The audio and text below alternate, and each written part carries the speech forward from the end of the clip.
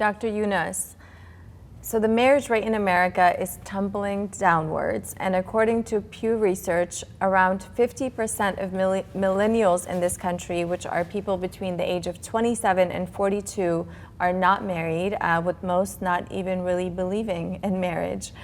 Considering marriage is such a central part of religion, how do you see this impacting faith among the Muslims and Afghans who are in that group?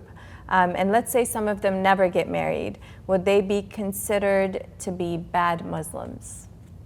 No, they are not considered to be bad Muslims because marriage in Islam is a sunnah, is a tradition of the Prophet, although it's a very emphasized tradition that the Prophet, peace be upon him, emphasized that people should marry. But it's a sunnah. Sunnah means it's not fars. It's not mandatory. There are some women or men that they may have some issues, health issues, career issues, and a lot of other issues that they may choose to stay single. And there's nothing wrong with that. There's nothing wrong with that. They have a choice. But of course, in our culture, marriage highly emphasized, and they push their girls to marry, and they push their sons to marry, right? Because they want to see their grandchildren, they want to see the extension of the family, and for that, and some of them accept that, some of them don't.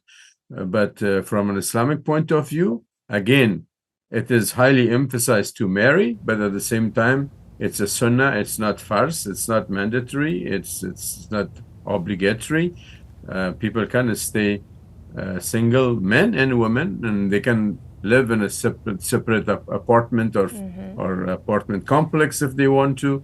I mean, as far as I understand Islam, it gives you total freedom and freedom of choice.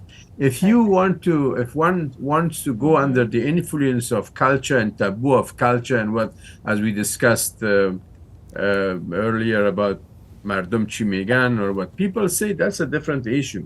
But people have two choices.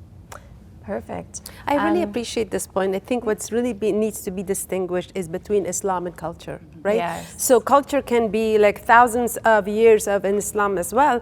However, we equate now Islam with culture, and that's also come from vulnerability because we're not well versed in our own Islamic view.